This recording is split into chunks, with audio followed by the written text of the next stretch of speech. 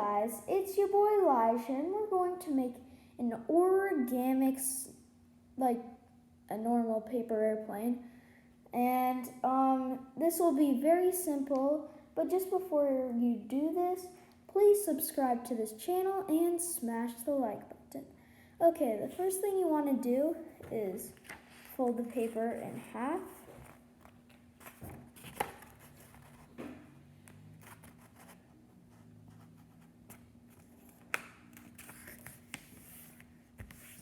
And then unfold, and then fold these.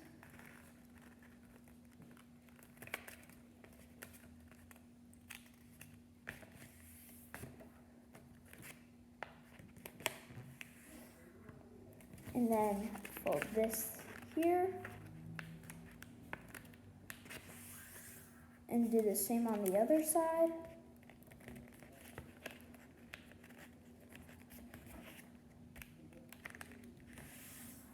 Then fold it in half and make the wings.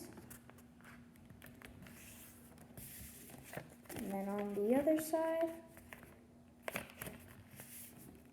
then make these little flaps.